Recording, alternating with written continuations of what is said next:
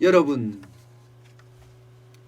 거대 여당 더불어민주당의 입법 폭주가 지금 기업인들의 강력한 반발을 사고 있습니다.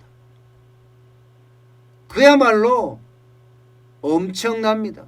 오죽했으면 대한상공회의소 박용만 회장이 말입니다. 부작용 일어나면 다 책임져라. 부작용 일어나면 다 책임져라. 이렇게 이야기할 정도예요. 무슨 소리냐? 바로 대주주 의결권 3% 룰, 그리고 다중대표 소송제, 이게 대표적으로 담겨있는 3법 개정안을요, 더불어민주당 혼자서 일사천리로 입법 폭주로 처리했습니다. 어제 오후에 전체회의가 열려서요, 법사위원회 전체회의가 열려서 30분 만에 끝났어요. 30분 만에. 이럴 수가 있나 하는 그런 생각이 들 정도예요. 이게 공수처법 처리한다고 야당이 반발하면서 불참했거든요. 그런데 엉뚱하게도 민주당은 대주주 의결권 제한 조항을 일부 완화했다면서 이게 바로 통과를 시켰습니다. 기업들은 완전 망연자실이 망연자실. 그동안 민주당 주도로 토론회 엄청 개최했고 많이 했어요. 그랬더니 재계에서는요, 어떻게 표현을 하냐면 완전히 놀아났다. 완전히 놀아났다는 반응을 재계에 잘 씁니까? 어디? 권력에 대한 견제와 눈치가 있기 때문에 안 쓰게 됩니다. 그런데도 불구하고 재계가 완전히 놀아났다 이렇게까지 표현할 정도로 난리예요. 왜 난리냐? 왜 난릴까? 이 3% 룰이라는 게 여러분 결국은요, 기업에는요 이 임원진이 구성이 되잖아요. 그러면 임원진이 구성이 되면 CEO와 이사회가 구성이 되고요. 이 이사회를 감시하는 게 감사입니다. 감사. 감사가 선임이 돼서 이 이사회가 잘하고 있는지를 계속 견제하고 또 내용에 대한 어떤 분석하고 여기에 대한 일침도 주고 이러거든요. 그러니까 감사가 사실은 기업에서는요, 기업의 정보 독점을 감사도 같이 할 수 있습니다.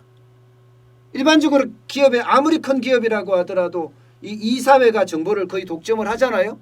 근데 감사도 이사회 이 정보를 같이 어울릴 수가 있어요. 근데 이 감사를 선임할 때 내가 지분이 아무리 많아도 3%로 의결권을 제한하는 거예요. 3%로. 그러면 이게 3%로 의결권을 제한하면 내가 50%를 갖고 있어도 3%밖에 못하니까 내가 감사를 선임할 수가 없다는 이야기예요. 대주주가 이게 자본주의의 어떤 주주민주주의에 완전히 어긋나는 거잖아요. 그죠? 세계 유일한 법이에요. 세계 유일한 법. 이런 법은 전 세계에 없어요. 전 세계에. 그런 법을 지금 민주당이 만든 거예요. 그야말로 입법 폭주. 심지어는요, 이대로 가면 입법 독재가 아니냐 이렇게까지 이야기할 정도로 지금 난리예요. 특수관계인에게는 풀어줬다고 하지만 예를 들어서 나도 갖고 있는데 내 자식도 3%까지 할 수 있다. 이게 특수관계인을 옛날엔 포함했는데 이 정도로 풀어줘서 되느냐? 아니라는 거예요. 자, 그러면 3% 룰이 만약에 적용됐을 경우에 제가 현대자동차를 예를 들을까요? 현대자동차의 어떤 최고의 어떤 경쟁사가 어딜까요? 뭐 중국에 있는 많은 자동차 기업이겠죠. 중국에 있는 많은 자동차 기업, 뭐 상하이 기차 이런 데가 연합을 해서 현대자동차의 지분을 인수하는 거예요. 일단 0.1%만 인수하면 다중대표 소송제가 가능하기 때문에 모기업에 있는 0.1% 지분율로 자회사가 뭘 하는지, 자회사가 잘못하면 소송을 걸 수 있는 거니까 이것부터 먼저 실행을 하고요. 그 다음에 3%를 모으는 거야. 외국인 주주들 쫙 모은 다음에 3% 룰에 적용해서 중국의 자동차 업체가 지정한 사람이 감사로 들어가. 그럼 이사회 멤버가 되잖아요. 이사회 멤버가 되면서 기업의 정보를 다 받을 수가 있어요. 그러면서 CEO가 하라 하지 마라 견제할 수도 있고요. 예를 들어서 현대차의 전기차 기술 좋거든요. 예. 이미 인정을 받고 있는 그런 분위기거든요. 그러면 이런 전기차 기술을 그 감사가 다 볼 수가 있어요. 그런 다음에 그 감사는 자기들을 선임한 그런 사람들에게 정보를 유출할 가능성도 굉장히 높죠. 그러면 경쟁사의 정보가 다 나갈 수 있는 그런 상황이 생긴다는 거예요. 그래서 3% 룰은 기업들이 계속 반대를 해봤어요. 다중대표 소송 때도 마찬가지로 0.01%만 갖고 있으면 자회사 상대로 소송을 가능하다고 하잖아요. 그러면 예를 들어서 SK다. SK SK 지주라고 해야 되나요? 예. 그다음에 LG 지주 이런 데는요. 12억에서 17억 정도만 갖고 있으면 이게 다중대표 소송제가 가능합니다. 그러면 지주회사의 자회사가 천지잖아요. LG전자부터. 여기가 잘못하는 거 다중대표 소송제로 소송을 계속 할 수가 있어요. 소송을 계속 할 수가 있어요. 그러면 소송이 남발되면 기업 입장에서는 그거막리라고 정신없어요. 그거막리라고. 그런데 이런 법을 그야말로 마구마구 통과시킨다는 거예요. 근데 참 더 웃긴 거는 여러분 진짜 웃긴 건요. 이런 기업의 어떤 아주 중요한 법을 말입니다. 일방적으로 통과시키는 것도 그렇지만 최근 윤석열 총장, 추미애 법무부 장관이 지금 갈등을 빚으면서 여론이 뚝 떨어졌잖아요. 심지어 서울에서는 민주당의 지지율이 한국의 흰 밑으로 떨어졌습니다. 대통령의 지지율도 40%가 깨졌어요. 그러니까 지지율을 만회하겠다. 여당이 공수처법이나 상법을 기습 처리함으로 해서 지지층을 결집시키겠다. 이런 논리로, 쉽게 말하면 정치 논리로 이 경제 법안들을 통과시켰다는 겁니다. 정치 논리로. 이게 여러분 이게 말이 돼요? 네? 이게 기업은 대한민국의 경쟁력이에요. 사실상 솔직히 쓸모없는 사람들이 누굽니까? 여러분도 아시죠? 쓸모없는 사람들.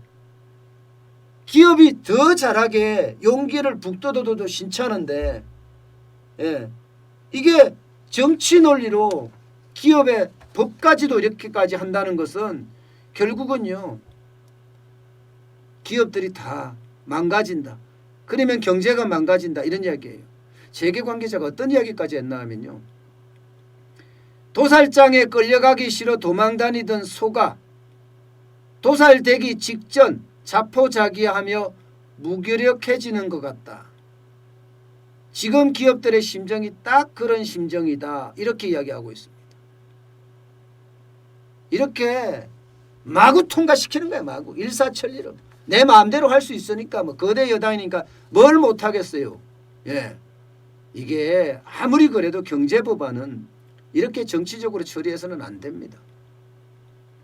그러니까 오죽했으면 박용만 대한상공회의소 회장이 대한상공회의소가 세계 경제 5단체 할 때 맏형이라고 이야기합니다. 대부분의 기업체들이 대한상공회의소의 회원으로 가입되어 있으니까요. 오죽했으면 여기서 이번에 의결하신 분들은 향후 부작용이 생기면 전적으로 책임져야 합니다. 이런 표현까지 썼겠습니까? 그러니까 지금 경제 6단체라고 하나요? 경총, 중소기업 중앙회, 경총이 한국경제총협회입니다. 예, 무역협회, 예, 중견기업 연합회, 상장기업협회, 코스닥기업협회 전부 다 난리예요. 전부 다. 이거는 기업 경영의 건강을 흔드는 거고 앞으로 소송 남발하는 것은 분명하다. 예. 참 이게 그런 생각은 들어요, 여러분. 기업한테는 사회적 책임을 지라고 하거든요. 기업한테는. 국회는 왜 사회적 책임을 지지 않죠? 국회는. 야, 참 이해를 못하는 게 그거예요. 너한테는 하라 그러고 나는 하기 싫고 이거 되겠습니까? 국회는 사회적 책임을 안 지는 거 아니에요. 그야말로 일방통행식의 법을 통과시킨다는 것 이거는요. 대한민국의 큰 죄악입니다. 큰 죄악. 앞으로도 이런 일이 비일비재하게 벌어질 것 같긴 한데요. 예. 왜냐하면 지금 이제 상법 하나 통과했어요. 이제 상법 하나. 공정경제 3법이라고 해요. 공정경제는 얼어 죽을 무슨 공정경제예요. 기업 질식 3법이죠. 예. 지금 상법이 하나 통과했고요. 공정거래법이 또 남았습니다. 공정거래법. 그리고 금융그룹 통합감독법도 남았어요. 예. 여기에 또 뭐 집단소송법이라 중대재해기업처벌법 한두 개가 아니에요. 앞으로 계속 기습 처리시킬 거예요. 그러면 우리 경제가 과연 버텨낼 수 있을까요, 여러분? 저는 우리 경제가 계속해서 버틸 수 있는 힘은요. 예. 지금 뚝뚝 떨어져 가고 있다고 생각을 해요. 오죽했으면요. 앞서 말씀드렸다시피 사진을 봤던 것처럼 예. 대한상공회에서 박영만 회장이 눈시울이 붉어졌다고 이야기할까요? 눈시울이. 예. 눈시울이 붉어져 가면서 그렇게까지 호소하고 했는데 기업을 기만하고 가지고 놀았다 이렇게까지 이야기할 정도면 지금 기업인들의 마음은 지금 어떻겠습니까? 저는 이 자체가 결국은 대한민국의 경쟁력 하락으로 가져오지 않을까. 이렇게 이게 작은 게 계속 쌓이잖아요, 여러분. 계속 쌓이면 결국 기업에게는 큰 충격으로 가져올 수 있다는 것. 이거 굉장히 중요한 요소입니다. 우리 경제에도 그만큼 악영향을 미칠 거다. 저는 이렇게 보고 있습니다.